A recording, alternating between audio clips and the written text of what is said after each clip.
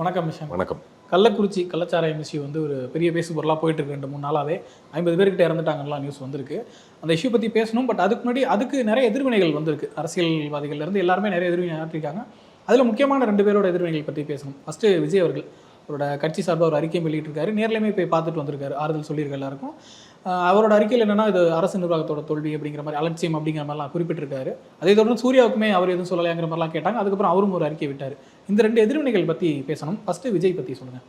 விஜய் வந்து இப்போ நடிகர் மட்டும் இல்லை, அவர் ஒரு கட்சியை ஆரம்பித்தார். அந்த கட்சியோட தலைவர் அவர் இல்லையா? அப்போது அவர் இது மாதிரி இஷ்யூஸ் வரும்போது அவர் அறிக்கை விட்டாகணும். அதற்கான ரியாக்ஷன் என்ன அப்படிங்கிறது அவர் செஞ்சே ஆகணும். ஸோ அதை செஞ்சுருக்காரு அப்படின்னு தான் நான் பார்க்குறேன். பட் ரொம்ப வேகமாக தான் இருந்தது. இமிடியேட்டாகவே ரொம்ப சீக்கிரமாகவே ஒரு கண்டன அறிக்கை. கண்டன அறிக்கைன்னு சொல்லிட்டு பெருசாக பயங்கரமான சாடல் மோதல் அப்படிலாம் ஒன்றும் இல்லை. அரசு கூட டைரெக்டாக அவர் சொல்ல, அரசு நிர்வாகத்தின் அலட்சியத்தை காட்டுகிறது. இதுவுமே இது மாதிரி நடக்காத மாதிரி முன்னெச்சரிக்கை நடவடிக்கையை தமிழக அரசு எடுக்கணுங்கிற மாதிரி நீட்டான ஒரு அறிக்கை தான்.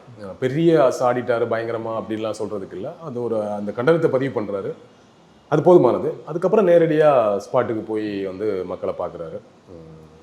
ஸோ இது அவர் பண்ண விஷயம். இதை தொடர்ந்து சூர்யா ஏன் பேச மாட்டேங்கிறாங்கிறது கேள்வி. சூர்யா கட்சி தலைவர் கிடையாது இல்லையா? ஒரு நடிகர். அவர் எல்லா விஷயத்துக்கு கருத்து சொல்லணுங்கிறதுக்கு எந்த அவசியமும் கிடையாது. அவரோட விருப்பம். அவர் தேவைப்பட்ட இடத்துக்கு மட்டும் கருத்து சொன்னால் போதும். எல்லாத்துக்கும் அவர் கருத்து சொல்லுங்க, கட்டாயப்படுத்த முடியாது. அவர் சொல்ல வேண்டிய அவசியமும் கிடையாதுங்கிறத நம்ம புரிஞ்சுக்கணும். ஆனால் விஜய் கருத்து சொல்லியிருக்காரு, ஏன் சூர்யா கருத்து சொல்ல மாட்டாரா அப்படின்னு கேட்குற கேள்வி என்பது எப்படி உருவகப்படுத்துதுன்னா, அவர் திமுக சாதகமாக இருக்காரு, பிஜேபி ஏதாவது தப்பு பண்ணால் மட்டும் உடனே வந்து கருத்து சொல்கிறாங்க, இன்னைக்கு திமுக அரசோட தவறு இது, இதனால கருத்து சொல்ல மாட்டேங்கிறாங்க அப்படிங்கிற மாதிரி தான். அப்படித்தான் அது அந்த ஒரு இமேஜ் தான் கிரியேட் பண்ண ட்ரை பண்ணுறாங்க. ஒரு அரசியல் தலைவர் இமிடியேட்டாக ரியாக்ட் பண்ணி ஆகணும். அவங்க ரொம்ப பொறுமையாக 6 முறை உட்காந்து யோசிச்சு பிஹேவ் பண்ண முடியாது. ஆனால் ஒரு நடிகர் வந்து இமிடியேட்டாக ரியாக்ட் பண்ணுங்கிறது கிடையாது. என்ன நடந்துச்சு, ஏன் நடந்துச்சு, என்ன பிரச்சனைங்க விசாரிக்கிறதுக்கு ஒரு டைம் எடுக்கும் இல்லையா? ஸோ அதை பார்த்து பொறுமையாக தான் அவர் அறிக்கை விட்டுருக்காரு. அதுக்குள்ளாடி இவ்வளோ பிரச்சனை நடந்துருச்சு. ஒருவேளை இந்த சூர்யா ஏன் பேசலன்னு இந்த மாதிரி இஷ்யூஸ் வராமல் இருந்திருந்தால் அவரோட ஒரு கருத்து சொல்லாமல் கூட இருந்திருக்கலாம். அது அவரோட உரிமை. அவர் அதிகமாக எப்பெல்லாம் பேசுகிறாருன்னா, எஜுகேஷன் ரிலேட்டடான இஷ்யூஸ் வரும்போது, குறிப்பாக நீட் தேர்வுக்கு எதிராக தான் பேசுகிறாரு. அது அவர் ஏன் பேசுகிறாருன்னா, அவர் பல லட்சம் மாணவர்களை படிக்க வச்சுட்டு இருக்கிறாரு, அகரம்னு ஒரு அமைப்பு வச்சிருக்கிறாரு. அதனால இவ்வளோ ஒரு படிக்கக்கூடிய மாணவர்களுக்கு கல்வி ரீதியாக ஒரு வேலை செய்கிறோம், ஒரு அமைப்பு நடத்திட்டு இருக்கோம். அப்போ அந்த மாணவர்கள் ஃபேஸ் பண்ணக்கூடிய ஒரு இஷ்யூ வரும்போது பேசணும்ல, அது பேச வேண்டிய கடமை இருக்குல்ல, அதுக்காக பேசுறாரு. மற்றபடி எல்லா இஷ்யூஸ்க்கு வந்து கருத்து பேசிட்டு இருக்காருன்னா இல்லை. எல்லாத்துக்கும் பர்டிகுலராக வந்து பிஜேபி மேலே நமக்கு எவ்வளோ விமர்சனம் இருக்கு, எல்லாத்துக்கும் வந்து ஒரு விமர்சனம் பண்ணிட்டா இருக்கிறாரு இல்லையா? ஸோ அதனால அது ஒரு தேவையில்லாத ஒரு குற்றச்சாட்டு. பட் எனிவேஸ் அவருடைய அறிக்கை இன்னும் காட்டாம, விஜயோட அறிக்கை சிம்பிளா இருந்தது, அவரோட அறிக்கை இன்னும் காட்டாம இருந்தது. அரசுக்கு கண்டனங்களே சொல்லியிருக்காரு. தொடர்ந்து டாஸ்மாக் கடையை வச்சு மக்களை குடிக்க வச்சுட்டு இருக்கிறதே அவலம், அது ஒரு பெரிய தவறுன்னு சொல்லியிருக்காரு. டீட்டெயிலான அறிக்கை. நான் முன்னாடி ஒரு வீடியோவில் பேசியிருக்கேன். சூர்யாவோட அறிக்கை ஒரு பொலிட்டிக்கல் லீடரோட அறிக்கை மாதிரியே இருக்கும். ஸோ ரொம்ப தெளிவான, காட்டமான, காத்திரமான அறிக்கை வந்து சூர்யா கிட்டேருந்து வந்திருக்கு. ஸோ அவரும் ஓகே, ஒரு சோசியல் இஷ்யூஸ் ரிலேட்டடாக பேசுகிற ஒரு நடிகர் அப்படிங்கிறதுனால சமூகத்தின் மீது அக்கறை கொண்ட மனிதராக அவருடைய ரியாக்ஷனையும் எதிர்வினை ஆற்றி இருக்கிறார் அப்படின்னு தான் நம்ம பார்க்கணும். இப்போ விஜய் வந்து அரசியலுக்கு வராரு, திமுக எதிராக தான் அரசியல் செய்ய போறாருன்னு நமக்கு தெரியும். அவரே இவ்வளோ காட்டமான அறிக்கை ஒன்று விடலை, செயல்படலைங்கிறப்போ, சூர்யா வந்து ஒரு நடிகர் தான், அவர் இவ்வளோ தூரம் பண்ணணுமான்ற கேள்வி இருக்கும்போது, இந்த மீம்லாம் பார்ப்போம்ல, இப்படிப்பட்ட வரிகள், அந்த அளவுக்கு ஒரு ஸ்ட்ராங்கான ஒரு அறிக்கை விட்டுருக்காரு. அதுக்கு என்ன காரணம்? இந்த அழுத்தம் தான் காரணமா, இல்லை அதை தாண்டி ஒரு சமூக அக்கறை காரணமா? இல்லை, நான் வந்து அதை ஒரு கெஸ்ஸிங்காக சொல்கிறேன். ஒருவேளை இந்த அழுத்தம் வராமல் இருந்திருந்தால் அவர் கொடுக்காம கூட இருந்திருக்கிறாங்க, இது கெஸ்ஸிங் தான். பட் இன்னொரு ஆங்கிலேருந்து பார்த்தா அவருக்கு இமிடியேட்டாக ஒரு ரியாக்ட் பண்ண வேண்டியது இல்லை. அது என்ன ஏதுன்னு விசாரிக்க வேண்டியது இருக்குது. விசாரிக்கும் போது எல்லா விஷயமும் எல்லாருக்கும் தெரிஞ்சிருக்காது. ஓகே, இது இவ்வளோ நாளாக நடக்குது, இங்கே என்ன பிரச்சனைங்கிறத அனலைஸ் பண்ணணும். அதுக்கப்புறம் உட்காந்து டிஸ்கஸ் பண்ணி தான் ஒரு அறிக்கையை விடுவதற்கே ஒரு டைம் எடுக்கும். ஸோ அந்த காலத்தை எடுத்திருக்கிறதா தான் நான் பார்க்குறேன். ஏன்னா அறிக்கை இவ்வளோ காட்டமாக இருக்கும் பொழுது அவர் வந்து கொடுக்க வேணாம்னு நினச்சிருக்க வாய்ப்பு இல்லை இல்லையா? இந்த அழுத்தத்தினால தான் கொடுத்துருந்தார் அப்படின்னா அவர் ரொம்ப சிம்பிளாக ஃபார்மாலிட்டி கொடுத்துட்டு போயிருக்கலாம். ஸோ அவர் இந்த அழுத்தத்தினால கொடுக்கல. அவர் கொடுக்கணுங்கிறதுல அந்த இந்த இஷ்யூ அவருக்கு அவர் பாதிப்பு ஏற்படுத்தியிருக்கு. ஸோ ஒரு அறிக்கையை வெளியிட நினைக்கிறார். அதனால அதில் ரொம்ப காட்டமான வரிகளை நிறுத்துறாரு.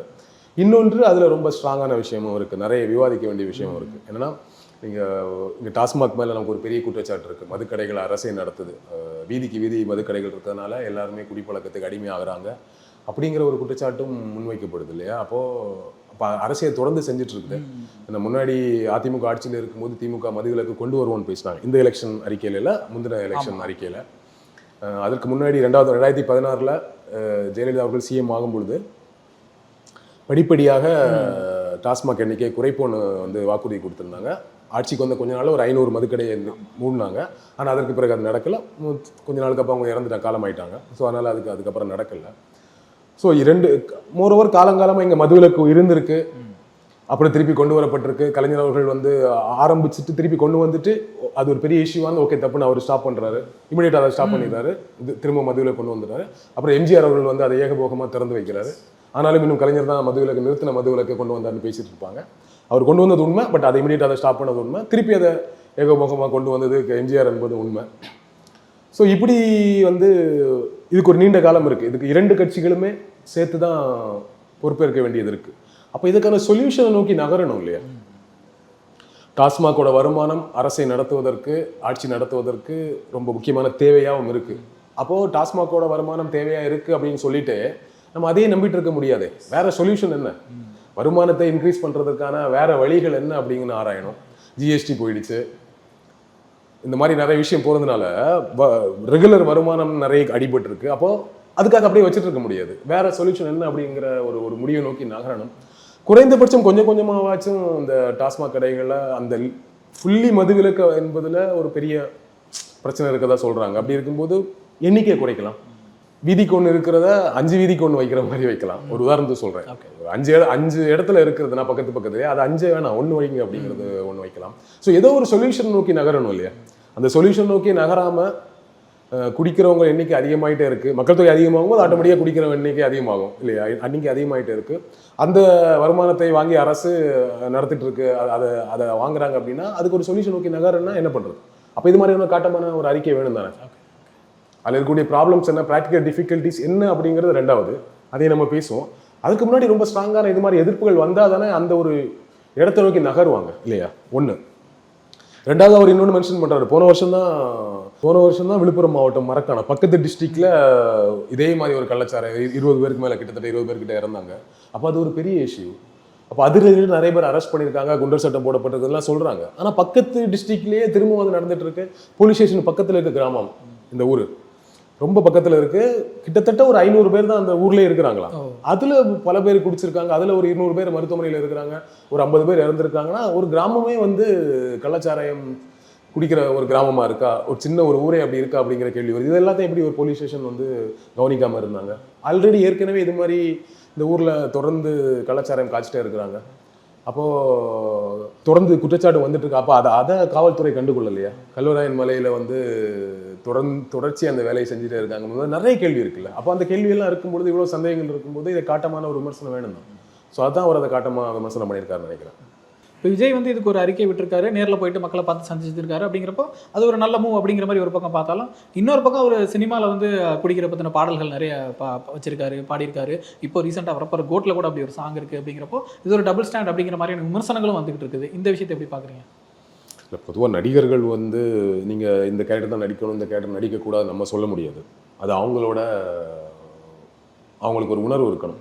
ஏன்னா என்ன தான் சொன்னாலும் சினிமா வேறு வாழ்க்கை வேறுன்னு சொன்னால் கூட சினிமா அதிகமாக இன்ஃப்ளூயன்ஸ் பண்ணுது நம்ம ஊரில் இருக்கக்கூடிய மக்களை, குறிப்பாக இளைஞர்கள் அப்படிங்கிறத நம்ம மறக்கவே முடியாது.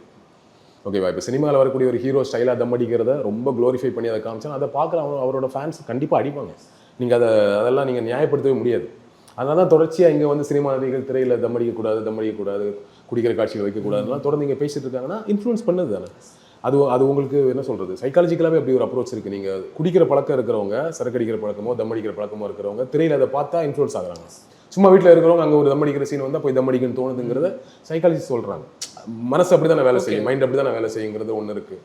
அதுக்கே அப்படிங்கும் பொழுது தொடர்ச்சியாக ஒரு ஹீரோ நம்ம முடிச்சுட்டே இருக்கிற ஸ்டைலாக குடிச்சிட்டே இருக்கிறாரு கெத்தா அப்படின்னா அதை பார்க்குற அவரோட தீவிர ரசிகர் எப்படி இன்ஃப்ளூயன்ஸ் ஆகான்னு ஒன்று இருக்குல்ல.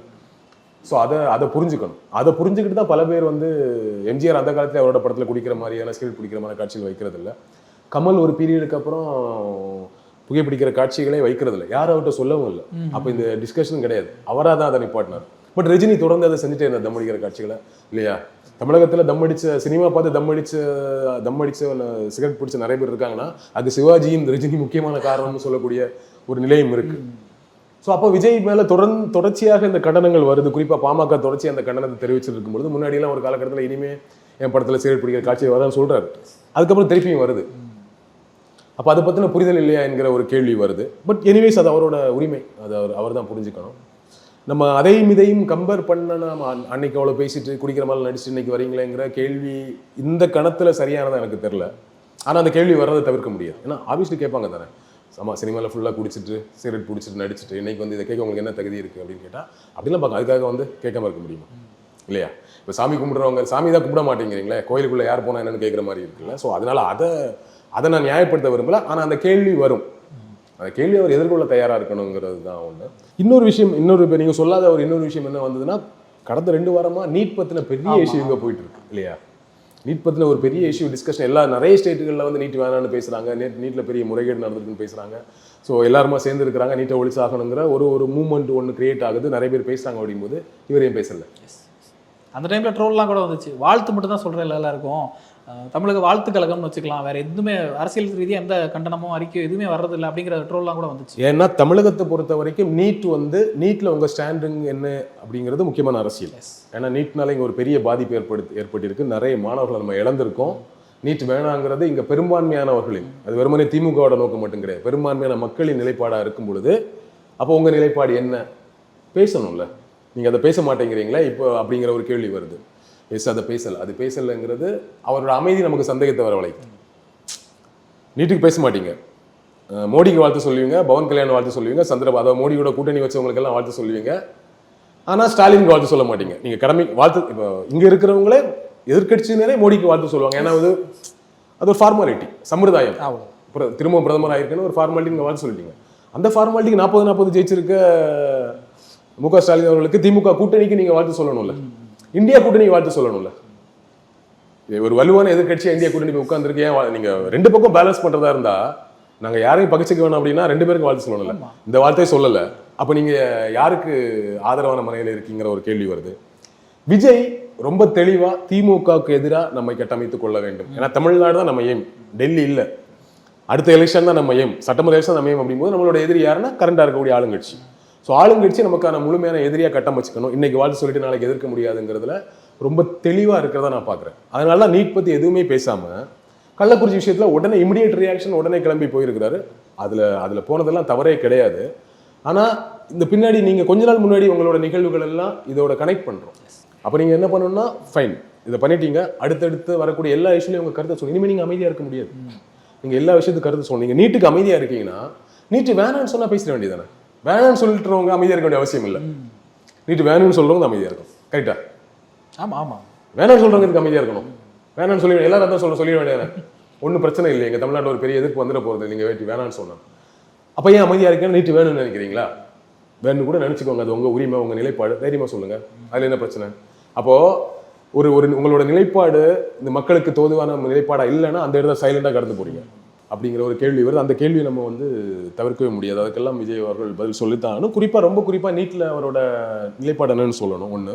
இன்னொன்று, நீங்கள் புதிதாக ஒரு மாற்றுக் கட்சியாக வரும்போது ஏற்கனவே இருக்கக்கூடிய கட்சிகள் செய்யக்கூடிய வேலைகளை செய்யக்கூடாது. ஒரு வீடியோ ஒன்று பார்த்துருப்பீங்க நீங்கள். அவர் உள்ள வரும்போது ஒருத்தர் அந்த அம்மாவை தட்டி விடுறாரு, அவங்க போய் நேராக காலில் விழுறாங்க அப்படிங்கிறது. இதெல்லாம் என்ன ஒரு மென்டாலிட்டி? இது விஜய் சொல்லி தான் செஞ்சாங்க அப்படின்னு கிடையாது. அங்கே இருக்கிறவங்களே எல்லாமே இவங்களே சொல்ல மாட்டாங்க. ஏமா விஜய் வந்துருவார், வந்தது காலில் விழுந்துருமா. அங்கே அந்த லோக்கலில் இருக்கக்கூடிய அந்த பொலிட்டிக்கல் பார்ட்டியில் இருக்கிறவங்க இந்த மாதிரி வேலையை செய்வாங்க. அவங்கள மீறி நடந்துடும். உதாரணத்தை நான் ஒன்று சொல்கிறேன். நான் வந்து கன்னியாகுமரியில் அந்த திருவள்ளுவர் சிலை இருக்குல்ல, அந்த திருவள்ளுவர் சிலைக்கு போட்டில் போகும்போது நான் கனிமொழி அவர்களை இன்டர்வியூ பண்ணுறேன். போகும்போது அந்த சேரில் உட்காந்து, அந்த சீட்டில் உட்காந்து 2 பேர் உட்காந்து இன்டர்வியூ பண்ணிட்டு போயிட்டு இருக்கிறோம். முடிச்சுட்டு வரும்போது இன்டர்வியூ பண்ணுறேன். முடிச்சுட்டு வரும்போது கனிமொழி அவர்கள் உட்கார வேண்டிய இடத்துல மட்டும் ஒரு பெட்ஷீட்டை விரிச்சு போட்டிருக்காங்க. கனிமொழியோட வந்தாங்க, என்னது இது அப்படின்னாங்க. இல்லை எடுங்க, அது ரொம்ப முக்கியம். ஏன்னா இதை வீடியோ எடுக்கிறோம், அங்கே இந்த மொபைல் அவன் அதை எடுப்பான், அதை பார்ப்பான். என்னங்க அவங்க பெட்ஷீட் போட்டு தான் உட்காருவாங்களா? ஏன் நார்மல் சேர்ல உட்கார மாட்டாங்களா? போட்டு நார்மல் எல்லாம் அப்படி தான் உட்காந்து போறாங்க. ஒரு கேள்வி வருங்கிற சென்ஸ் வேணும். இன்னொன்று, அது எதுக்கு ஸ்பெஷல் கவனிப்பு? மக்களோட மக்களாக போறேன் எடுங்கிறது ஒன்று இருக்குல்ல, அந்த சென்ஸ் வேணும். அப்போ இதை அவர் சொல்லி நடந்துன்னு அவர் சொல்லாமல் கூட நடந்திருக்கு. ஆனால் இது மாதிரி வேலைகளை செய்யாதீங்க. இது மற்ற பொலிட்டீஷியன்ஸ், மற்ற பொலிட்டிக்கல் பார்ட்டியில் இருக்கிறவங்க செய்யறது. இதெல்லாம் நமக்கு தேவையில்லை. நம்ம மக்களுக்காக வந்திருக்கிறோம், மக்களுக்காக போராட தயாராக இருக்கிறோம், மக்களுக்காக களத்தில் இருக்க தயாராக இந்த மாதிரி வேலைலாம் செய்யாதீங்க. நான் போகும்போது நிஜமாகவே அந்த உணர்வழி சினிமாலாம் ஒருத்தர் அம்மா வந்து என்னை கட்டி பிடிச்சி கதை அது செய்வாங்க தான், நீங்கள் சொல்ல வேண்டியதில்லை. செஞ்சாங்கன்னா ஃபைன். நீங்கள் வந்து காசை கொடுத்து செய்ய வைக்கிறது நம்ம எப்படி பார்க்கலாம்னா, அம்மா அம்மா போய் காலில் விழுங்கன்னா அதுக்கு முன்னாடி அந்த அம்மாவுக்கு ஏதாவது காசும் கொடுத்துருக்க சான்ஸ் இருக்குல்ல, வாய்ப்பு இருக்குதா, இல்லைன்னு மறக்க முடியுமா? அப்படிதான் நடந்துட்டு இருக்கு பொலிட்டிக்கல் பார்ட்டிஸ்ல. அப்போ அதே வேலையை நீங்களும் செய்யாதீங்க. தனித்துவமான பார்ட்டியா தெரியணும்னா இந்த மாதிரியான யூஷுவல் சின்ன சின்ன விளம்பரத்துக்கான வேலைகளை செய்யாதீங்க அப்படிங்கிற ஒரு விஷயத்தை நம்ம விஜய் கிட்ட சொல்ல வேண்டியது இருக்கிறது. பார்ப்போம். இந்த விஷயத்தை பொறுத்த வரைக்கும் அதுக்காக இதெல்லாமே அதை சுற்றி இருக்கக்கூடிய வேற பிரச்சனை. பட் இதற்கு அவர் எடுத்த இது வந்து ஏன்னா அவர் ஆல்ரெடி ஸ்டெர்லைட் இஷ்யூக்கு போயிருக்கிறாரு. மாணவி அனிதா அவர்கள் இறந்த போது அனிதா அவர்கள் இறந்தபோது நேரடியாக போனவர் ஏன் இந்த நீட் பிரச்சனை அமைதியாக இருக்காருங்கிற கேள்வி வருது. அப்பொழுது அவருக்கு அரசியல் கிடையாது, ஒன்றும் கிடையாது. அப்போ போனார். இன்னைக்கு கட்சி தொடங்குறதுக்கு அப்புறம் நீட் விவரத்தில் அமைதியாக இருக்கீங்களேங்கிற கேள்வி நம்ம கேட்க வேண்டியது. எனிவேஸ் அங்கே போயிருக்கிறாரு. இது மாதிரி நிகழ்வுகள் பிரச்சனைகள் வரும்போது இவர் நேரடியாக போய் ஜல்லிக்கட்டுக்கு போய் அவரோட ஃபோட்டோலாம் வெளியே வந்திருந்தது, கூட்டத்தோட கூட்டமாக நின்னதா. அப்போ இது மாதிரி நிகழ்வுகளுக்கெல்லாம் வந்து அது உண்மையாக போயான்னு கூட தெரியல, ஒரு ஃபோட்டோ வந்துச்சு. ஆனால் அவர் எதுவும் சொல்லலை நான் போனேன்ட்டு, அதனால் நம்ம அதை உறுதிப்படுத்த வேண்டியதில்லை. பட் இது மாதிரியான பிரச்சனைகளுக்கு நேரடியாக களத்தில் போறவர் தான். ஸோ அதனால எதுக்கும் போயிருக்கிறார். அதனால அதை நம்ம குற்றம், அது தவறு, அதை விளம்பரத்துக்காக போறாரு அப்படின்னா நம்ம எடுக்க வேண்டியதில்லை. ஒன்று. இன்னொன்று, இது மாதிரி இஷ்யூ வரும்போது ஒரு பெரிய தவறுகள் நிகழும்போது, பெரிய டிசாஸ்டர்ஸ், ஒரு வெள்ளப்பெருக்கில் வரக்கூடிய அழிவாக இருக்கலாம், இல்லை மழையோ புயலோ சுனாமியோ எந்த ஒரு பிரச்சனையாக இருந்தாலும் அது மூலமாக வரக்கூடிய அதில் என்ன பிரச்சனை இருந்தாலும் அதை ஆளுங்கட்சிக்கு எதிராக ஆளுங்கட்சியோட செயல்பாடுகளை விமர்சனம் பண்ணி தீவிரமாக எதிர்கட்சி களத்தில் இறங்கி வேலை செய்வாங்க. பொலிட்டிக்கல் பார்ட்டிஸோட வேலை அதுதான், எதிர்கட்சியோட வேலை அதுதான். அதில் அவங்களுக்கு அரசியல் ஆதாயம் இருக்கிறதுனால இன்னும் கொஞ்சம் கூடுதலாக அவங்க வேலை இருக்கும். இப்போ விக்கிரவாண்டி இடைத்தேர்தல் வேற வருது பக்கத்திலே தான் இல்லையா? ஸோ அப்போ அப்படி இருக்கும்போது இதெல்லாம் அதில் ரிஃப்ளெக்ட் ஆகும். இப்போ பிஜேபி அதை தீவிரமாக கையில் எடுக்கிறாங்க. இப்போ தமிழ்நாடு முழுக்க போராட்டம் பண்ண போறாங்க அப்படின்னு வந்து அவங்க போராடுறாங்க, அது கைதுகள் நடந்துட்டு இருக்கு. ஸோ இந்த மாதிரி விஷயம்லாம் இருக்கு. இதெல்லாம் பொலிட்டிக்கல் பார்ட்டிஸோட வேலை. அப்போ ஒரு முழுமையான பொலிட்டிஷியனாக விஜய் மாறிட்டு இருக்காருன்னு புரிஞ்சுக்கலாம். ஓகே, ஒரு இஷ்யூ நடந்திருக்கு, இதை நம்ம கையில் எடுக்கணும் அப்படிங்கிறத தெளிவாக புரிஞ்சிருக்காருன்னு நினைக்கிறேன். பட் அடுத்தடுத்து கூட எல்லா இஷ்யூவும் கையில் எடுத்துட்டாருன்னா எல்லாத்துக்கும் நிலைப்பாடு தெரிவிச்சிட்டாரா நல்லாயிருக்கும். ஓகே, இப்போ நீங்கள் சொன்ன மாதிரி இதை ஒவ்வொரு பொலிட்டிக்கல் பார்ட்டியுமே அவங்களுக்கான பொலிட்டிக்கல் மைலேஜாக எடுத்துக்கிறதுக்காக சில விஷயங்கள் பண்ணுறாங்க. பட் ஏதோ ஒரு வகையில் வந்து இது அரசாங்கத்துக்கு ஒரு அழுத்தமாக இருந்து இதுக்கான தீர்வை நோக்கி நகர்த்துனா அது ஓரளவுக்கு நல்லது தான். பட் என்ன தீர்வு அப்படிங்கிற இடத்துல தான் நம்ம பெரிய குழப்பம் வருது. ஒரு சிலர் வந்து இது அரசாங்கத்தோட அலட்சியங்கிறப்ப அதை நம்ம சரி பண்ணுங்கிறாங்க. ஒரு சிலர் வந்து தீவிர பூரண மதுவிலக்கு வேணும் அப்படின்லாம் கேட்டுக்கிட்டு இருக்காங்க. ஸோ இதுக்கான நிரந்தர தீர்வு என்னவா தான் இருக்க முடியும்? நீங்கள் இந்த மாதிரியான சீரியஸான இஷ்யூஸ்க்கு நீங்கள் ஒரு தீர்வு கிடையாது, ஒற்றை தீர்வு இல்லை. இந்த சர்வரோக நிவாரணி மாதிரி ஒற்றை தீர்வு கிடையாதுங்க இதுக்கு. ஆக்சுவலி இதுக்கு பலதரப்பட்ட வேலைகள் செய்யணும். இப்போ எடுத்தது ஒரே ஐடியா வந்து அப்படியே நீங்கள் மொத்தமாக டாஸ்மாக் மொத்தம் க்ளோஸ் பண்ணிட்டா யாரும் குடிக்க மாட்டாங்களா என்கிற ஒரு கேள்வி வருது. அதனால சொல்கிறாங்க, இங்கே டாஸ்மாகை க்ளோஸ் பண்ணிட்டீங்கன்னா, மதுவிலக்கை அமல்படுத்தினீங்கன்னா கள்ளச்சாராயம் பெருகும் அப்படின்றோம். ஓகேவா? அதில் ஒரு வேலிடான பாயிண்ட் நான் ஒத்துக்கிறேன். ஆனால் மதுவிலக்கு இங்கே வந்து டாஸ்மாக் வீதிக்கு வீதி இருக்கும்போதே கள்ளச்சாராயம் பெருகி தானே இருந்திருக்கு. அப்போது மதுவிலக்கு வேணும்னு சொல்கிறவங்களோட பாயிண்ட் இதுவாக தான் இருக்கும். சரி, மதுவிலக்கு வேணும், ஆனால் மதுவிலக்கு முடியாது, கள்ளச்சாராயம் பெருகுன்றீங்க. ஆனால் மதுவிலக்கு கடை வச்சு ஓப்பன் பண்ணியிருக்கீங்க, அப்போ மது இது இருக்கு அப்படிங்கிற கேள்வி வருது. அப்போ இதுக்கு ப்ராப்பரான விஷயம் என்ன?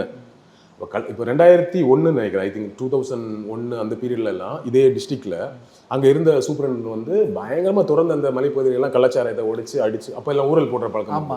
ஸோ அதெல்லாம் அடிச்சு ஒழிச்சு ஒரு தொடர் ஆக்ஷன் ஒன்று பண்ணிட்டு இருந்தாரு. பயங்கரமாக அது கட்டுக்குள்ளே கொண்டு வந்திருக்காங்க. ஓகேவா? அப்போ இந்த தொடர் நிகழ்வுகள் இருக்கணும். நான் சின்ன வயசில் எங்கள் ஊரில் இருக்கும்போது ஆறை ஒட்டி காடு மாதிரி பகுதி இருக்கும், அங்கே இது மாதிரி காய்ப்பாங்க. எங்கள் ஊரில் அரிஷ்டம்னு சொல்லுவாங்க. அது ஒரு மாதிரி கருப்பு கலரில் பயங்கர ஸ்மெல்லாக இருக்கும். இந்த சாராயம் மாதிரி இருக்காது, அது ஒரு அரிஷ்டம், மாம்பட்டன்லாம் அதுக்கு பேர். அந்த ஏரியாவுக்கு ஒரு சில ஏரியாக்களை காசுனா பயங்கரமான ஸ்மெல் இருக்கும். திடீர்னு நாங்கள் குளிச்சுட்டு இருக்கும்போது பார்த்தா வேகமாக ஓடி வந்து ஒரு கூட்டம் ஆற்றுல குதிச்சு நீஞ்சி போயிட்டு இருக்கும். ஏன்னா போலீஸ் ரைடு ஓடுவாங்க நேராக. அது ஆறு கடலில் போய் தான் கிளக்கும், நேராக கடலில் போய் ஜாயின் பண்ணிடுவாங்க, வேற எங்கேயும் ஏற மாட்டாங்க. ஸோ இந்த மாதிரியான தொடர் கண்காணிப்பும் தொடர் அதை அடித்து ஓடிக்கிறது, அதை அரெஸ்ட் பண்ணுறது, இதெல்லாமே வந்து இருக்கணும். ஆனால் கடந்த வருஷத்தை வந்து அந்த பக்கத்து டிஸ்ட்ரிக்ட் நடந்த நிகழ்வுக்கு அப்புறம் நிறைய பேர் அரெஸ்ட் பண்ணியிருக்காங்க, நிறைய வழக்கு போட்டிருக்கு, கலாச்சார வழக்கு எக்கச்சக்கமாக போட்டிருக்கு அப்படின்னு வந்து ஸ்டாலின் அவர்கள் அறிக்கை விட்டுருக்காரு. ஓகேவா? பேசுறாரு அதை பற்றி. அப்படிங்கும்போது இவ்வளோ நடந்தும், ஸோ அவ்வளோ நடந்தது உண்மையா இல்லை நடக்கலையா, இல்லை அவ்வளோ நடந்தும் இது நடக்குதுன்னா வர வழி இல்லை, இன்னும் தீவிரமாக கண்காணிப்பு இருக்கணும். ஸோ முதல்ல அந்த கள்ளச்சாராயத்தை முழுமையாக ஒழிப்பதற்கான தீவிர நடவடிக்கை காவல்துறை சார்பாகவும் மதுவிலக்கு அமலாக்கத்துறை சார்பாகவும் அந்த விஷயம் நடக்கணும். அது ஒரு சொல்யூஷன். இன்னொன்று முக்கியமான விஷயமா நம்ம பார்க்கறது, ஏன் வீதிக்கு வீதி கடை இருக்கும் பொழுது ஏன் போய் கள்ளச்சாராயத்தை குடிக்கிறாங்க என்கிற ஒரு கேள்வி தானே முக்கியமான கேள்வி. அதற்கு பலரும் சொல்லக்கூடியது விலை குறைவா இருக்கும். ஆமாம், இங்கே ஒரு குவார்ட்டர் வந்து எத்தனை ரூபா? 150 ரூபாய்க்கு மேலே தான். எனிவேஸ் 100-150 ரூபா அரௌண்டாக வந்துருதுன்னு வச்சுக்கோங்களேன். இப்போ ஒரு குவார்ட்டர் வாங்க 150 ரூபா வாங்குறதுக்கு எல்லாருக்கும் வாய்ப்பு இருக்கானா? இல்லை. ஒரு நாளைக்கு அவன் சம்பாதிக்க 100 ரூபாய் 200 ரூபாய் 300 ரூபாய் இருக்கும். அவன் 150 ரூபா போய் குவார்ட்டர் வாங்க முடியாது. அப்போ அவன் 40 ரூபாய் 50 ரூபாய் கிடைக்கிற சாராயத்தை குடிக்கிறான் அப்படிங்கிற ஒரு பாயிண்ட் இருக்கு. அப்போது முன்னாடி 15 ரூபாய்க்கெல்லாம் சின்ன கம்மியான மதுவெல்லாம் வித்துட்டு இருந்தாங்க. Okay okay. நடுவில் கூட ஆந்திராவில் பெங்களூர்ல இருக்கிற மாதிரி வந்து சின்ன 90 ml நினைக்கிறேன். 90 ml கொண்டு முன்னாடி இருந்திருக்கீங்க. 90 ml கொண்டு வரலாமா அப்படின்னு எல்லாம் பேச்சுவார்த்தை, அந்த மாதிரி கொண்டு வரலாமா ஒன்று அப்படி யோசிக்கணும். இன்னொன்று விலையை குறைக்கிறதை யோசிக்கணும். இன்னொரு முக்கியமான விஷயம் இருக்கு. நம்ம ஊர்ல தொடர்ந்து நிறைய பேர் பேசுறாங்க. நம்ம ஊர்ல மது ஆலைகள் இருந்து மது சப்ளை பண்றாங்கல்ல, டாஸ்மாக் நிறுவனத்துக்கு, அரசு நிறுவனத்துக்கு சப்ளை. அதாவது இங்க மது, இப்போ நீங்க மது ஆலை வச்சிருக்கீங்கன்னா, இப்போ நான் டாஸ்மாக் நிறுவனம், அரசோட நிறுவனம், உங்ககிட்ட இருந்தா நான் வாங்குறேன். ஆமா. நான் வாங்கி கடைகளுக்கு அனுப்புறேன், கடைகளை போய் மக்கள் வாங்குறாங்க. இந்த ப்ராசஸ் இருக்குல்ல, குவாலிட்டியான மது தயாரிக்கக்கூடிய மது ஆலைகள்ட்ட இருந்து வாங்காம இங்க இன்ஃப்ளூயன்ஸ் இருக்கக்கூடியவங்க கிட்ட இருந்து லோக்கலான சரக்கை வாங்கி விற்கிறாங்கங்கிற ஒரு குற்றச்சாட்டு இருக்கு. அதுல போதை வந்து பெரிய போதை இல்லை, போதை ஏறுற போதை கொஞ்சம் நேரத்தில் இறங்கிடுது. இதெல்லாம் டிஸ்கஸ் பண்றதே ஒரு மாதிரி இருக்கு. ஆமா.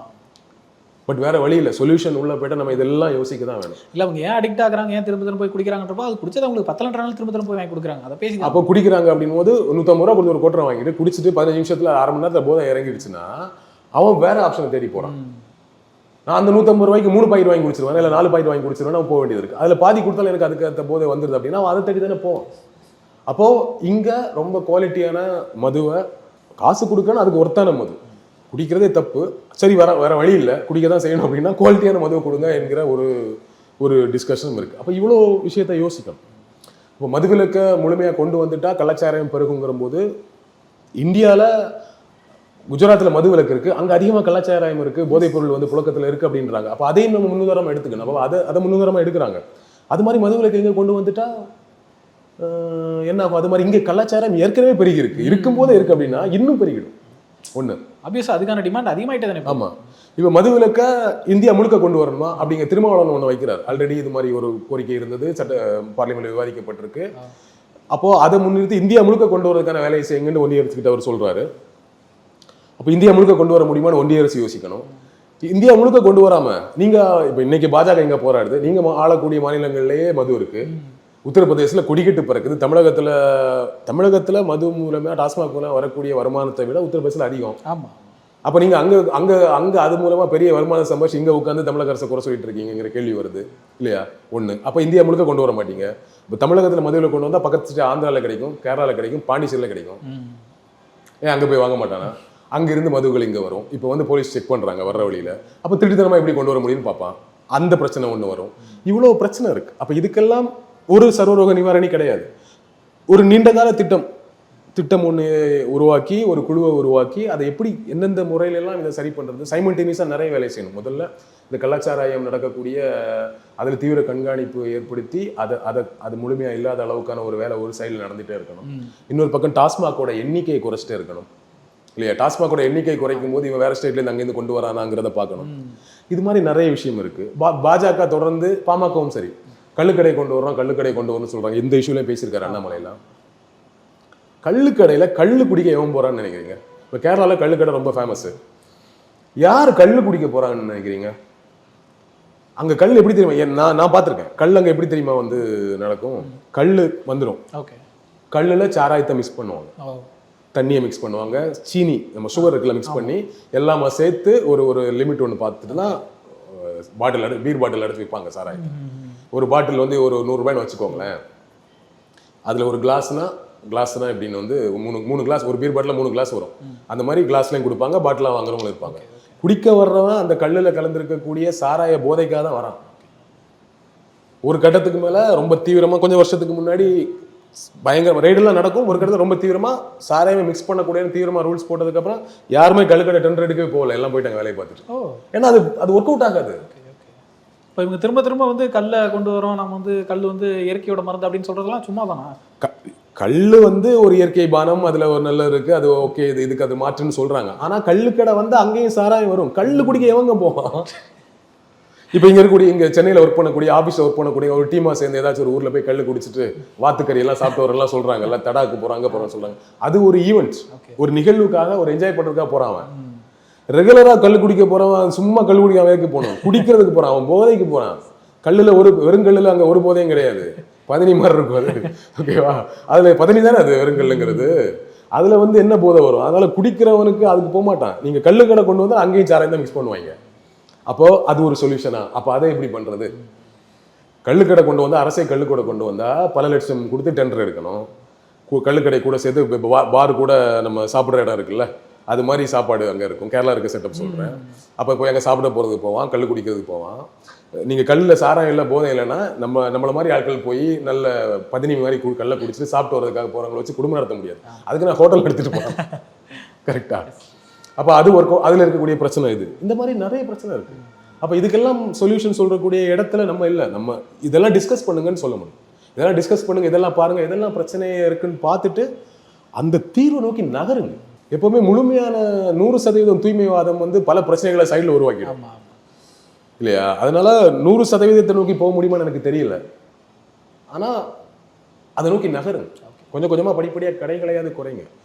இதுலேருந்து ஒரு பெரிய பாடத்தை அரசு கற்றுக்கொள்ள வேண்டும் இல்லையா? இது ரொம்ப சிவியராக இதை ஆக்ஷன் எடுத்து நம்ம அதை நோக்கி நகரணும், தீர்வு நோக்கி நகரணுங்கிறதா. முழுமையான தீர்வு என்ன அப்படிங்கிறத கரெக்டாக புரிஞ்சுக்கிட்டு அதை நோக்கி நகரணுங்கிறத நம்ம வேண்டுகோள். ஸோ பல கட்டங்களில் வேலை செய்ய வேண்டியிருக்கு இந்த தீர்வு நோக்கி நகர்றதுக்கு. அப்படிங்கிறப்போ இதில் பாதிக்கப்பட்ட மக்களுக்கு 10 லட்சம் நிவாரண நிதி கொடுத்துருக்காங்க அப்படிங்கிற விஷயம் பார்க்குறப்போ அதை விமர்சனம் நிறைய பேர் செஞ்சுக்கிட்டு இருக்காங்க. இது என்ன, அவங்க என்ன தியாகிகளா, எதுக்கு 10 லட்சம் கொடுக்கணும் அப்படிங்கிற மாதிரி விமர்சனம் வந்துட்டு இருக்குல்ல, அதை எப்படி பார்க்குறீங்க? சரி, அதை விமர்சனம் பண்ணுறது இப்போ சாதாரண சோஷியல் மீடியா போராளிகள், புரட்சியாளர்கள், இல்லை இது பற்றின அது குடிக்கிறவங்களுக்கெல்லாம் காசு கொடுத்தா எப்படிங்க அப்படிங்கிற மாதிரி மேம்போக புரிந்து கொண்டவர்கள் பேசுகிறத நான் புரிஞ்சுக்கிறேன். அதில் என்ன ஒன்று பெரிய அவங்க டாக்ஸிக்லாம் கிடையாது. அவங்களுக்கு என்னென்னா ஷாக்கு, என்ன குடிச்சிட்டு இறந்து போனால் அவனு போய் 10 லட்ச ரூபா கொடுக்குறீங்க. ஒரு எழுத்தாளர் ஒருத்தர் எழுத்தாளர்னு சாவறதை விட குடிச்சிட்டு குடியார செத்த குடும்பத்தை எதை சம்பாதிச்சு கொடுக்கலாம் அப்படிங்கிற மாதிரி ஒரு ட்வீட் போட்டிருந்தாரு. நான் அவர்கிட்ட என்ன சொல்லுன்னா, நம்ம எழுத்தாளர் இருந்தால் எதுவும் சம்பாதிச்சு கொடுக்கல, எழுத்தாளர்கள் குடும்பத்தை என்ன சம்பாதிச்சு கொடுக்க போகிறோம் நம்ம ஊரை பொறுத்த வரைக்கும். அப்போ இப்படியா சம்பாதிச்சு கொடுங்கன்னு நம்ம சொல்ல வேண்டியது இருக்கும். ஏன்னா சாதாரண மக்கள் பேச ஒரு எழுத்தாளர் பேச ஒரு வித்தியாசம் இருக்குது. இந்த சமூகத்தை எப்படி புரிந்து வைத்துக் கொண்டிருக்காங்கிறத நம்ம இதை வச்சு தான் புரிஞ்சிக்க வேண்டியது இருக்குது. ஸோ மற்றவங்க மக்கள் பேசுகிறத, சோஷியல் மீடியாவில் இருக்கிறவங்க பேசுகிறத நான் புரிஞ்சுக்கிறேன்.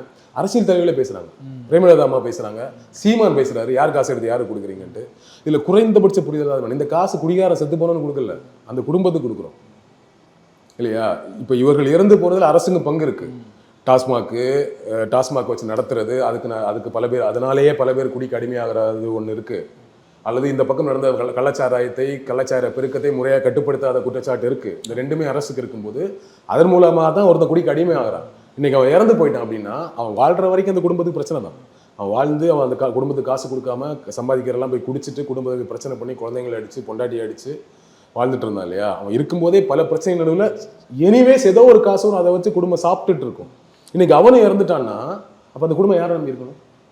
அப்போ அரசுக்கு ஒரு பொறுப்பு இருக்குல்ல, அந்த பொறுப்புக்கான பலன் அது. அந்த பொறுப்புக்கான இந்த பொறுப்புக்கு ஏற்றுக்கொண்டு அவங்க ஒரு அமௌண்ட் கொடுக்குறாங்க. அதை நீங்கள் குற்றம் சாட்டவே கூடாது. மோரோவர் இறந்து போன எல்லாருமே எளிய குடும்பத்தை சேர்ந்தவர் இல்லையா? சின்ன ஊர், அம்மா அப்பா இறந்தவங்க, சாதாரண கூலி வேலை செய்கிறவங்க இல்லையா? அவர்கள் தான் அந்த கூலி வேலை, உடல் வேலை அதிகமாக செய்கிறவங்க தான் இதை நோக்கி நகர்றாங்க. அவங்களுக்கு தான் அதிகமான போதை தேவைப்படுது. ஒவ்வொரு சாட்டர்டேயும் இங்கே போயிட்டு ரெஸ்டோ பார்லையோ பப்லையோ ஸ்டார் ஹோட்டல் பார்லையோ உட்காந்து இருக்கிறவங்க அதெல்லாம் தேவையில்ல. அவங்க ஒரு ஜாலியாக அதை என்ஜாய் பண்ணுறாங்க. இது உழைக்கும் மக்கள், அதுக்காக குடிக்கிறத நியாயப்படுத்தல. அவங்களுக்கு ஏதோ ஒரு வகையில் இந்த உழைப்பை இந்த வழியெல்லாம் மறந்து அவங்க தூங்க வேண்டியது இருக்கும்போது அவனுக்கு ஒரு போதை தேவைப்படுது. இப்போ டாஸ்மாகில் குடிக்கிற போது அவனுக்கு பத்தலை, அதனால அவங்க போய் குடிக்கிறான். ஓகேவா? பட் எனிவேஸ் பொறுப்பு அரசு தான் இல்லையா? அப்போது அரசு செஞ்சு தானே ஆகணும். இதை குற்றச்சாட்டு சொல்றதுல என்ன புரிதலோட பிரேமலதா சீமான்லாம் பேசுறாங்கிறது இருக்குது. ஆச்சரியமா இருக்கு, அதிர்ச்சியா இருக்கு. இந்த புரிதல் கூட இல்லையா அப்படின்ட்டு. இதுல வேற அவர் சொல்றாரு, அவர் குழந்தையா இருக்கும் எல்லாரும் சேனை தண்ணி வைப்பாங்க, எனக்கு சாரை தந்து ஊக்கி வச்சாங்க நாக்கில் வர பேசுறாரு, முன்னாடி பேசின வீடியோ. ஸோ அப்படி தவறு, அப்படி பேசவே கூடாது. இதுல எந்த தவறுமே கிடையாது. நிறைய பேர் எழுதுறாங்க, அதை குடிக்கிறவங்களுக்கு காசு கொடுக்க தப்பு, குடிச்சு இறந்து போனோம்னா கொடுக்கணும், குடிச்சு இறந்து போனவர்கள் அந்த குடும்பத்துக்கு இப்போ 10 லட்ச ரூபாய் கொடுத்தாங்க. இப்போ ஒரே குடும்பத்தில் தாயும் தகப்பனும் இறந்து போனால் அந்த குழந்தையோட பேரில் 5 லட்ச ரூபாய் வைப்பு நிதியாக வைக்கிறாங்க. அப்பா மட்டும் இறந்துருந்தாங்கன்னா 3 லட்ச ரூபாய் வைப்பு நிதியாக வைக்கிறாங்க. அவங்களுக்கான இலவச கல்வி, அவங்க கல்வி செலவை எடுத்துக்கிறேன்றாங்க. அவங்கள முறையாக தங்க வைக்கிறதுக்கு, அவங்களுக்கான வாழ்வாதாரத்துக்கான எல்லா வேலையும் அரசு செஞ்சு கொடுக்குன்ட்டு வாக்குறுதி அளிச்சிருக்கிறாங்க. அதுதான் செய்யும், ஏன்னா அந்த கடமை உங்களுக்கு தான் இருக்கும். ஓகேவா? ஸோ அதில் எந்த தவறுமே கிடையாது இல்லையா? ஸோ இதை ஒரு குற்றச்சாட்டாக சொல்வது எல்லாத்தையும் ஏற்றுக்கவே முடியாது. ஒரு தேவையில்லாத ரொம்ப மேம்போக்கான ஒரு பால்கனி மனையிலே அது ஒரு ஃப்ளாட் அப்பார்ட்மெண்ட்டில் வீடு வாங்கிட்டு பால்கனியில் உட்காந்து குடிச்சிட்டு சாகிற குடிகார பசங்களுக்குலாம் காசு கொடுங்க ஒருத்தன் பேசுவான்ல, அந்த முறையில் அவன் பேசிட்டு போட்டோம். நார்மலாக இருக்கக்கூடிய மக்கள் என்ன குடிக்கிறவங்களாம் காசு கொடுக்கலாம், இதெல்லாம் என்னது இது அப்படின்னு வந்து புரிதல் இல்லாமல், இதோட வீரியம் தெரியாமல், அந்த குடும்பம் பாதிக்கப்படுமேன்னு தெரியாமல் பேசுகிற அந்த மக்கள் இருக்கட்டும். நீங்கள் யார்? அரசியல்வாதிகள். நீங்கள் அப்போ என்ன மக்கள் நலனோட இருக்கீங்க? இந்த காசு என்ன குடிக்கிறவனுக்கா, குடிச்சு செத்து போனவனுக்கா, அந்த குடும்பத்துக்குங்கிறதே புரியாத இவங்களுக்கு. ஸோ இது சுத்தமாக புரிதல் இல்லாத ஒரு தன்மை. இவங்கெல்லாம் நாளைக்கு நாட்டை ஆண்டு இப்போ இவங்க என்ன பண்ணுவாங்க, நாளைக்கு இவங்களோட ஆட்சியில் கலாச்சாரத்தை முழுமையாக ஒழிச்சிருவாங்களா? ஒரு சுவிட்ச் போட்டு சுவிட்ச் ஆஃப், கலாச்சாரம் ஆஃபா, சுவிட்ச் ஆஃப், டாஸ்மாக் க்ளோஸ்டா, அப்படியா? இல்லை, எல்லா காலத்திலும் ஏதோ ஒரு வகையில் அது மினிமமோ மேக்சிமமோ ஒரு குறைந்தபட்சம் ஒரு தவறு ஒரு பக்கம் நடந்துட்டு தான் இருக்கு. அப்போ என்ன பண்ணுவீங்க? சுட்டுக் கொள்வீங்களா? கலாச்சாரம் இவர் சொல்லுவார், எல்லாத்தையும் சுட்டுக் கொள்ளுவேன், பணம் மட்டும் அடிச்சு வெட்டுவேன், அது மாதிரி அடிப்பாரா? இல்லையா? ஒரு குடும்பத்தில் ஒருத்தன் குடிச்சிட்டு இறந்து போனான்னா அவங்க வீட்டில் இருக்கவங்க போல பணம் மட்டும் வெட்டி அடிப்பார் போல இருக்கு. எப்படி, எதுக்கு அவனை குடிக்க அனுப்புறேன்ட்டு? இது ஒரு சுத்த ஒரு ஒரு ஒரு ஒரு ஒரு ஒரு ஒரு குறைந்தபட்ச மக்கள் நலன் மீது, மக்கள் மீது, அந்த குடும்பத்தின் மீது நீங்கள் அந்த காட்சிகள்லாம் பார்த்தீங்களா? அதை பார்த்துட்டு இப்போ இந்த குடும்பம் எப்படியா பிழைக்கும்? அங்கே போய் பார்த்தா தெரியும். அதை பற்றி எந்த யோசனையும் இல்லாமல் மக்கள் பேசுவதும் தவறு, அதெல்லாம் அவங்களுக்காக தான் பேசுகிறேன், அதை புரிஞ்சுக்கோங்க. நம்ம வீட்டில் ஒருத்தர் இருந்து, ஒரு குடிகார தகப்பன் இருந்து அவர் இறந்து போனால் நமக்கு வேற வழியே இல்லை, வருமானத்துக்கு மார்க்கமே வேற வழி இல்லைன்னா நம்ம குடும்பம் எப்படி பிழைக்கும்? அவன் எதுக்குமே வழி இல்லாமல் தான் 50 ரூபாய் கிடைக்குது, அதை குடிக்கிறான், அவனும் இறந்துட்டான் இல்லையா? ஸோ அப்போ அப்போ அந்த குடும்பத்தை அப்படி விட்டுறணுமா? செத்து போங்கன்ட்டு? அதெல்லாம் தவறு. கொடுத்தது நியாயம். நீங்கள் 1 கோடி ரூபா கொடுத்தாலும் பிரச்சனை கிடையாது. எடப்பாடி வந்து 25 லட்ச ரூபா கொடுக்கணுனாரு, எத்தனை லட்சம் கொடுத்தாலும் தகும். இப்போ வந்து உண்மையாகவே அந்த குழந்தைகளுக்கான கல்வி செலவு ஏற்றுப்போம், தாய் தகப்பன் இல்லாத குழந்தைகளுக்கு காசு கொடுப்போம்னு சொல்லக்கூடியதெல்லாம் நல்ல விஷயம். அதை செய்யணும் தான். ஏன்னா அந்த பொறுப்பு அரசுக்கு தான் இருக்குது. இனிமேலும் இதன் போன்ற தவறுகளை நடக்கிறதுக்கான, ஏன்னா அடுத்தடுத்து நடக்கிற போது முன்னாடி நடந்திருக்கு, அதிமுக ஆட்சி நடந்திருக்கு, இவ்வளோ அதிகபட்ச சாவு நடந்ததில்லை. 2021 ஒரு வாட்டி நடந்திருக்கு, இவ்வளோ அதிகபட்சமாக இவ்வளோ பெரிய எண்ணிக்கை ரொம்ப குறைவு. பட் 2021 2023 20 பேர் செத்துருக்காங்க, இப்போ 50 பேருக்கு மேலே செத்துருக்காங்க அப்படிங்கிறது வந்து ஏற்றுக்க முடியாது. அதுவும் பக்கத்து மாவட்டத்திலே. மோரோவர் அந்த வட தமிழகம் அந்த ஏரியா இருக்குல்ல, அங்கே கொஞ்சம் அதிகமாக இருக்கும். ஸோ அப்போ அதை தீவிரமாக கண்காணிச்சுட்டு எடுக்கணும். இது வரைக்கும் எடுக்கப்பட்ட இந்த இஷ்யூக்கு உண்டான நடவடிக்கைகள் சரி. இமிடியேட்டாக கலெக்டரை சஸ்பெண்ட் பண்ணது, ட்ரான்ஸ்ஃபர் பண்ணது, போலீஸ் ஆஃபீஸர்ஸை சஸ்பெண்ட் பண்ணது, நிறைய பேர் அரெஸ்ட் பண்ணியிருக்கிறாங்க, அந்த தனிநபர் குழு ஒன்று அமைச்சிருக்கிறாங்க, எல்லாமே ஃபைன். இதுக்கு அடுத்தது என்ன இஷ்யூஸ் வந்துருச்சு? ஹாஸ்பிட்டல் இருக்கிறவங்களை காப்பாற்றணும், தீவிர சிகிச்சை அளிக்கிறாங்க, அவங்கள காப்பாற்றணும், இனிமேல் மரணம் வராமல் பார்த்துக்கணும். பட் இதுக்கப்புறம் இதுக்கு என்ன சொல்யூஷனை நோக்கி நகரணும்? இன்னும் 2 வருஷம் தான் அவங்க கையில் இருக்குது. இந்த 2 வருஷத்தில் ஏதாச்சும் ஒரு விஷயத்தை நோக்கி நகரணும். குறைந்தபட்சம் பல ஆயிரம் மதுக்கடைகள் இருக்குது, டாஸ்மாக் கடைகள் இருக்குது, அதில் சில ஆயிரம் கடைகளையாச்சும் மூடிட்டாங்கன்னா நல்லா இருக்கும்னு நினைக்கிறேன். அது கண்டிப்பாக இமிடியேட்டாக பண்ண வேண்டிய விஷயம் அதுதான். இன்னொன்று, டாஸ்மாகில் வரக்கூடிய மது வகைகளை, குவாலிட்டியான மது வகைகளை கொடுக்கணும். 150 ரூபா அவன் குடிக்கிறான், அவன் குடிகாரன் தான். குடிகாரனா இருந்தால் கூட அந்த காசுலேருந்து அரசுக்கு வருமானம் வருது, அவனுக்கு அப்போ குவாலிட்டியான மதுவை கொடுக்க வேண்டியது கடமை. அது தப்பு சரியில்லை. ரெண்டாவது நம்ம ஒரு கடையில் போய் சாப்பிட்றோம் இல்லையா? அப்போ அந்த சாப்பாட்டுக்கு உண்டான, அந்த காசுக்கு உண்டான சாப்பாடு குவாலிட்டியாக இருக்குன்னு நினைக்கிறோம்ல இல்லையா? அப்போ அது குவாலிட்டியாக, அந்த சாப்பாட்டுக்கு ஒருத்தான காசை கொடுக்கணும்ல, அது சாப்பாட்டுக்கு இருக்கணும்ல, அந்த சாப்பாட்டில் இருக்கணும்ல இல்லையா? அப்போ அதை குவாலிட்டியான மது, அதுவும் ரொம்ப முக்கியமான தீர்வு. அதை நோக்கி நகரணும். சும்மா இங்கேயே உட்காந்துட்டு இவங்களுக்கு தெரிஞ்சவங்ககிட்டயே வந்து டாஸ்மாக் நிறுவனம் அவங்ககிட்ட எல்லாம் மது வாங்கிட்டு சில பர்டிகுலர் சரக்குலாம் திடீர்னு கவர்மெண்ட் கடையிலேருந்து காணாமல் போயிடும்.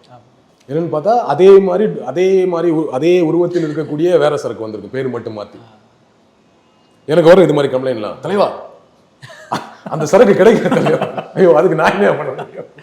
பேசுக்கு தலைவா, ஐயோ இதெல்லாம் அப்படி ஒரு இஷ்யூ வரும்போது பேசலாம். இப்போ கடைகளில் பக்காடி ரம் கிடைக்கவில்லை, அதற்கு பதிலாக நயகரா என்கிற ஒரு ரம்மை இறக்கி இருக்கிறார்கள், பக்காடி தரக்கூடிய போதையை நயகரா தரவில்லை, நான் பேசிட்டு இருக்க முடியும் இல்லையா? ஆனா இது மாதிரி நடக்குதுங்க. திடீர் என்ஜாய் பண்ண தெரியும் போல இருக்கு அவனுக்கு. கரெக்டா? பட் அது சீரியஸான இஷ்யூ. நம்ம சிரிச்சுட்டு பேசுவோம், அது சீரியஸான இஷ்யூங்க. நீங்க அதை பண்றாங்க. உண்மையா ஒரு 10 ரூபா டீ நல்லா இருந்தாவே நம்ம சண்டை போடுறோம், திட்டுறோம், என்ன கட்டின்னு கேட்குறோம். இவ்வளோ செலவு பண்றவங்களுக்கு அதுக்கு தரமான ஒரு பொருள் ப்ராடக்ட் இல்லைன்னா என்னது? நீங்க எனிவேஸ் அது தவறுலையாச்சும் வேப்பா, அதுலயாச்சும் நியாயம் வேணாமா அப்படிங்கிற மாதிரி அதுல உண்மையாவே குவாலிட்டியான மதுவை கொண்டு வரணும். இவனே உட்காந்து இது பேசிட்டு இருக்கேன்னா இமிடியேட், இதெல்லாம் வழிகள். அதாவது நீங்க ஒரு பாயிண்ட்ல அப்படி நிப்பாட்டிட முடியாது. அப்ப என்ன எப்படி இதை சரி, அட்லீஸ்ட் ஓகே பரவாயில்ல, அப்போ முன்னாடி மாதிரி கிடையாது, ரொம்ப குவாலிட்டியா இருக்கு அப்படின்னா அங்க போறது கொஞ்சம் குறையில. அங்க 100 பேர் போறதுல 10 பேர் இங்க வருவான்ல, சரி இதை வாங்கி குடிச்சோம், இதுவே நல்லா இருக்குன்னு ஒன்று வருவான்ல இல்லையா? இன்னொன்று, விலை குறைவா மதுவை கொடுப்பது. குவாலிட்டியே இல்லாத மதுவை வாங்கி இவ்வளவு விலை அதிகமாக வைக்கிறீங்களே, குவாலிட்டி இல்லாத மதுவை கூட கொடுங்க, விலையை குறைச்சிக்கோங்க. இல்லை கொடுத்துட்டு தானே இருக்காங்க பக்கத்து ஸ்டேட்லலாம், பாண்டிச்சேரி ஆந்திரால எல்லா இடங்களையும். ஆமா கிடைக்குது இல்லை, அப்போ கம்மியான விலையில கொடுங்க. இந்த மாதிரி நிறைய சொல்யூஷன் இருக்கு. சின்ன பாட்டில்ஸ் கொண்டு வாங்க. நான் ஒரு நியூஸ்ல தான் படித்தேன், முன்னாடியெல்லாம் 15 ரூபாய்க்கு பாட்டிலில் கொடுத்தாங்க. எனக்கு எக்ஸாக்டாக தெரியல, நான் நம்ம நாலேஜில் அது பார்க்கல, நியூஸில் படித்தேன். ஸோ அந்த மாதிரி அப்படி பண்ணியிருந்தீங்கன்னா திருப்பி கொண்டு வாங்க, இல்லைன்னா புதுசாக கொண்டு வாங்க. ஏதோ ஒரு வகையில் அவனுக்கு வந்து முன்னாடியெல்லாம் எங்கள் ஊரில் பிராண்டி ஷாப்பில் பிரைவேட் கடையில் இருக்கும்ல, பிரைவேட்டில் இருக்கும் என்ன பண்ணுவாங்கன்னா வயசானவங்ககிட்ட காசு இருக்காது. அப்போல்லாம் ஒரு குவார்டர் வந்து 60 ரூபாய் 70 ரூபாய் ரேஞ்சில் இருக்கும். நான் சின்ன பையனாக இருக்கும்போது இவனுக்கு இப்படி இவ்வளோ டீட்டெயில் தெரியுது, வேறு வழியில் சமூகத்தை உற்று நோக்கி கொண்டு இருக்கிறோம் சொல்லிக்கலாம். அப்போ வந்து 60 ரூபாய் 70 ரூபா இருக்கும். அப்போ என்ன பண்ணுவோம்னா வயசானவங்க கிட்ட அவ்வளோ காசு இருக்காது இல்லையா, 60 ரூபா அப்போ பெரிய அமௌண்ட் இல்லை. அப்போ என்ன பண்ணுவாங்கன்னா 20 ரூபாய்க்கு லூஸில் விற்பாங்க. அந்த குவார்டர் பாட்டில் எடுத்து உடைச்சு ஒரு அண்டால ஊற்றி வைப்பாங்க. ஊற்றி வச்சுட்டு அதை வந்து வயசானவங்க 20 ரூபா கொடுத்து கொஞ்சம் சும்மா ஏதோ ஒரு அவங்களுக்கு அவ்வளோ போதும், அவங்களுக்கு போதும் அந்த மாதிரி பண்ணுவாங்க. இப்போ கவர்மெண்ட் வந்து அதை பண்ண முடியாது. இப்போ கவர்மெண்ட் அதை போயிட்டு அண்டால ஊற்றி வச்சுட்டு மிக்ஸ் பண்ணி லூஸில் கொடுக்க முடியாது. அப்போ சின்ன பாக்கெட்ஸ் கொண்டு வாங்க. இல்லை உண்மையாக இதில் சொல்யூஷன் தான். நம்ம இதை டிஸ்கஸ் பண்ணணும். நீங்கள் வந்து ஒரே ஐடியா மதுவிலக்கு கொண்டு வாங்கினா கொண்டு வந்தால் பிரச்சனை இருக்குங்கிறத நம்மளும் புரிஞ்சுக்கிறோம் போது அப்போ வேற என்ன சொல்யூஷனுங்கிறத படிப்படியாக ஒவ்வொரு சொல்யூஷனும் போகும். கொஞ்சம் கொஞ்சமாக போய் கடையை குறைக்கணும், இந்த மாதிரியான வேற விஷயம் கொண்டு வரணும், அங்கே போகிறவனை போக விடாம ஆக்கணும், இங்கே கொண்டு வரணும், அங்கே மொத்தமாக ஒழிக்கணுங்கிறது நிறைய இருக்குங்க. இது நிறைய ப்ராசஸ். இது ஒரு ஒரு கிட்டத்தட்ட சாதியை ஒழிப்பது எப்படிங்கிறது எப்படி நீண்ட கால திட்டமோ அது மாதிரி இல்லை நிஜமாக. ஓகே இது நீங்கள் 5 வருஷத்தில் 10 வருஷத்தில் நீங்கள் ஸ்டாப் பண்ணவே முடியாது. ஏன்னா உலகம் மொத்தமே, நீங்கள் எந்த ஸ்டேட்டாக இருந்தாலும் சரி, எந்த நாடு, உலகம் மொத்தமே மதுவுக்கு அடிமையாக இருக்குது. தமிழ்நாட்டில் மட்டும் இருக்க பிரச்சனை கிடையாது, அதை புரிஞ்சுக்கோங்க. பக்கத்து ஸ்டேட் பாண்டிச்சேரி எப்படி இருக்கு, அது ஒரு மது கூடம் தானே இல்லையா? அந்த ஸ்டேட்டே ஒரு மது கூடமா, அவ்வளோ கடைகள் அங்கே பிஸ்னஸே, அங்கே அந்த அரசே அதை வச்சு தானே நடக்குது. கேரளாவில் பாருங்க கள்ளுக்கடைங்கிற பேரில் நீங்கள் மலையாள படங்கள்லாம் பார்த்தீங்கன்னா தெரியும், வீட்டுக்குள்ளே உட்காந்து சாராயம் காய்க்கிற மாதிரிலாம் சீன் வச்சுருப்பாங்க. இன்னொரு முக்கியமான விஷயத்த பேசணும். சாராயம் காய்ச்சாங்கல்ல, முன்னாடி சாராயம் காய்ச்சதுங்கிறது வேற. அதை நிறைய விஷயத்தை சேர்த்து ஊறல் போட்டு ஊற வச்சு அதுக்கப்புறம் எடுத்து அதை காய்ச்சி வடிகட்டி அதை வந்து சாராயமாக குடிப்பாங்க. அது ஒரு பெரிய ப்ராசஸ். 15 நாளுக்கு மேலே பண்ணுவாங்க. இன்னைக்கு கன்சியூமர்ஸ் அதை சாராயத்தை கன்சியூம் பண்ணுறவங்க அதிகமாயிட்டாங்க. அவ்வளோ பெரிய ப்ராசஸ் பண்ணி இவ்வளோ குவான்டிட்டி கொடுக்க முடியாது. ஏன்னா அவ்வளோ காய்ச்சி அது ஆவி ஆகுது இல்லை, அந்த சாராய ப்ராசஸ் ஆவி ஆகுது இல்லை. ஆவியானா இப்போ நம்ம சாப்பாடு போகும்போது மேலே ஒட்டி இருக்கும்ல துளி, நீர் துளி ஆவியாகி எவாப்ரேட் ஆகி அதுலேருந்து நீர் வருதுல்ல, அந்த மாதிரி ஒரு ஓஸ் போட்டு வடிச்சிருப்பாங்க. அப்போ அதில் எவ்வளோ குவான்டிட்டி வரும்? இவ்வளோ காய்ச்சா ஒரு பாட்டில் கிடைக்கலாம், ஒரு பானை காய்ச்சா தான் 2-3 பாட்டில் எடுக்க முடியும்னு ஒன்று இருக்குல்ல. அப்போது அவ்வளோ கொடுக்கறதுக்கு கன்சியூமர்ஸ் அதிகமாயிட்டாங்க. ஸோ அந்த ப்ராசஸே குறைஞ்சிருச்சு, அதை பண்ணுறது இல்லை. இன்னொன்று அது நீண்ட கால ப்ராசஸ். ஒரு இடத்துல உட்காந்து போலீஸ் ரைடெல்லாம் இருக்கிறதுனால நீண்ட காலம் உட்காந்து ஊற போட்டு அதை எடுத்து காய்ச்சலாம் பண்ணிட்டு இருக்க முடியாதுங்கிறதுனால அதனால இந்த மெத்தனால் உள்ளது. இப்போ நேரடியாக மெத்தனாலில் தண்ணியை கலந்து சில விஷயத்தை மிக்ஸ் பண்ணி கொடுக்குறான். அப்போ அது இன்க்ரீஸ் ஆகும்போது இறந்து போகிறோம். ஸோ மெத்தனால் வர்றதே அது ஒரு சொல்யூஷன். அது என்னென்னு கண்டுபிடிக்கிற சொல்லியிருக்கிறாங்க. அதை முழுமையாக ஸ்டாப் பண்ணணும். இப்போ பாண்டிச்சேரியில் வரதா சொல்கிறாங்க, எங்கிருந்து வந்ததுன்னு அதோட மூலத்தை ஆராய்ந்து அதை ஸ்டாப் பண்ணணும். அதுக்கு தீவிரமான நடவடிக்கை எடுக்கணும். ரொம்ப முக்கியமான இன்னொரு விஷயம் இருக்குது. நீங்கள் சூர்யாவோட அறிக்கையில மென்ஷன் பண்ணுங்க. ஆமாம், குடிநோயாளியோட மறுவாழ்வு மையம் நம்ம ஊரில் இருக்குது, பட் ரொம்ப குறைவாக இருக்குது. அதை ஆரம்பிக்கணும். ஆரம்பிச்சது மட்டும் இல்லாமல் அது சம்பந்தமான விழிப்புணர்வை ஏற்படுத்தும். அது ஒரு நோய் அப்படிங்கிறத அவனுக்கு புரிய வைக்கணும். அடிக்ஷனில் இருக்கிறவனுக்கு நோய், அவன் குடி நோயாளி, அவன் குடிகாரன் கிடையாது. குடிக்கிறவன் வேற, குடி நோயாளி வேற. இவங்கெல்லாம் குடி நோயாளிகள், அவங்களால கண்ட்ரோல் பண்ண முடியாது. இப்போ நம்ம மா சுப்பிரமணியம் ஒன்று சொல்லியிருக்காரு மினிஸ்டர், ஹாஸ்பிட்டல்லேருந்து டிஸ்சார்ஜ் ஆகி வந்து குடிச்சிருக்கிறான், குடிச்சிட்டு திருப்பி போய் வந்து அட்மிட் ஆகிருக்கிறான். என்னன்னு புரிஞ்சுக்கிறது? இது எப்படி புரிஞ்சுக்கிறது? கொஞ்சமாவது சென்ஸ் இருக்கிறவங்க அதை பண்ணுவானா? ஸோ அதுக்கு அடிக்ட் ஆகிட்டு இருக்கான். அடிக்டாலும் பரவாயில்ல குடிக்கணுன்ற ஒரு மூலம் தான். அதை குடிச்சு செத்து போவோம். ஒருவேளை குடிச்சு செத்து போவோம். குடும்பத்து 10 லட்சம் கிடைச்சா கிடைக்கும் நினைச்சானு கூட தெரிலங்க அவன். புரியுதா? ஸோ அப்போ இந்த மறுவாழ்வு மையம்ங்கிறது ரொம்ப முக்கியமான. இவனை எப்படி அதுலேருந்து வெளியே கொண்டு வர்றது? அடிக்ஷன் ஆகிட்டான், அவனை கலாச்சாரத்தை டாஸ்மாக கொண்டு வர்றதா, இல்லை அவனை ஒரேடியாக அங்கிருந்து மறுவாழ்வு மையத்தை நோக்கி கொண்டு போய் இதுலேருந்து ஒரு விடுதலை ஆன ஒரு வாழ்வு அவனுக்கு ஒரு இதுலேருந்து வெளியே வர்றதுக்கான ஒன்று அமைப்பை ஏற்படுத்தி கொடுத்தா அதையும் ரொம்ப சீரியஸாக செய்யணும். அது அங்கொன்னும் இங்கொன்னுமா இருக்கிற வரைக்குமே வந்து அங்கே போகிறதுக்கு நிறைய பேர் தயங்குவாங்க. அது முதல்ல இயல்பான விஷயமா மாற்றணும். ஓகே, நீ இது ஒரு டிசீஸ் தான், இது கூட்டு போய் சரி பண்ணிடலாம். ஸோ நிறைய இடங்கள்ல அதை வைக்கணும், மாவட்டந்தோறும் வைக்கணுன்ற மாதிரி சொல்லியிருக்காங்க. இன்னும் நிறைய இடங்கள்ல வச்சு அங்கே போயிட்டு வரது ஒன்றும் பெரிய பிரச்சனைலாம் கிடையாது, எல்லாருமே போகக்கூடிய விஷயம் தான். அப்படிங்கிற மாதிரி அதை நார்மலைஸ் பண்ணால் மட்டும்தான் ட்ரீட்மெண்ட் எடுத்துக்கிறது ரெடியாக இருக்கும். ஆமாம், அது ஒன்று, அது பிரச்சனை கிடையாது. நம்ம ஊரில் வந்து சின்னதாக ஒரு டிப்ரெஷனில் இருந்தாலோ ஒரு சைக்காலஜிஸ்ட் போய் பார்க்குறது தயங்குறாங்க. அது ஒன்றும் பெரிய பிரச்சனை கிடையாதுங்க. உடல்நல மாதிரி மனநலம் ரொம்ப முக்கியம். அதே நம்ம நல்லா நார்மலைஸ் பண்ண முடியல. இந்த பொண்ணு வந்து சைக்காலஜிஸ்ட்டை போய் ட்ரீட்மெண்ட் எடுக்குது, மென்டல் அந்த மாதிரியான வார்த்தைகள் சொல்லி கிண்டல் பண்ணுறது, அதற்கு பயந்துகிட்டே போகிறதில்ல. கரெக்டா? அது மாதிரி தான் இதுவும். இது ஒரு டிசீஸ். அவன் அடிமை ஆயிட்டானா அவனால இந்த மீட்கிறத வந்து நம்ம உருவாக்கணும், அதை நார்மலைஸ் பண்ணணும், தொடர்ந்து அதை பிரச்சாரம் பண்ணணும். நீங்க போங்க, ஒன்றும் பிரச்சனை கிடையாது. நீங்க போறவங்களோட எந்த வேணா நீங்க வெக்கப்படினா உங்களோட பேர் எதுவுமே நம்ம வெளியே வராம பாத்துக்கலாம். இல்லை நீங்கள் இதுக்குன்னா பக்கத்து மாவட்டத்தில் போங்க, தெரியாமல் போயிட்டு வாங்க, அங்கே ட்ரீட்மெண்ட் எடுங்கிற அரசு அதை கிரியேட் பண்ண, அந்த அவேர்னஸ் அரசு தான் தொடர்ந்து பேசி அதை கிரியேட் பண்ணி பண்ணணும். அதுவும் ஒரு சொல்யூஷன். இந்த மாதிரி நிறைய வழிமுறைகள் இருக்குது. நீங்கள் நிறைய வழிமுறைகளை யோசிச்சு தான் இதுக்கு ஒரு சொல்யூஷனை வந்து கொண்டு வர முடியும். ஒரே நாளில் கொண்டு வர முடியாது. பட் நடந்த தப்புக்கு அரசு தான் பொறுப்பு. அவர் அதை சொல்லியிருக்காரு. நான் ஒன்று ஓடி ஒளியெல்லாம் நாங்கள் இதுக்கு சப்பக்கட்டு கட்ட விரும்பல, நாங்கள் இதை சரி பண்ணுறவங்க தான் சொல்லியிருக்காங்க. அது வரைக்கும் ஃபைன். ஓகேவா? அதை அக்செப்ட் பண்ணிக்கிற தன்மை இருக்குல்ல, அந்த ஜனநாயக தன்மையை நம்ம பாராட்டலாம். ஃபைன். இரும்புக்கரம் கொண்டு அடக்குவேன் சொல்லியிருக்கிறாரு. அதை அடக்கணும். அடுத்தடுத்து இதை முழுமையாக நிப்பாட்டுவதற்கான ப்ராசஸில் இயங்க தொடங்கிடணும் இமீடியட்டாக அப்படிங்கிறது தான் நம்முடைய வேண்டுகோள். நிச்சயமாக நீங்கள் சொன்ன மாதிரி பல மட்டங்கள் இயங்க வேண்டியிருக்கு இதோட நிரந்தர தீர்வு நோக்கி செயல்படுறதுக்கு. பொறுத்திருந்து தான் பார்க்கணும் என்ன மாதிரி செயல்படுறாங்கிறது. நேரத்துக்கு நன்றி. வணக்கம்.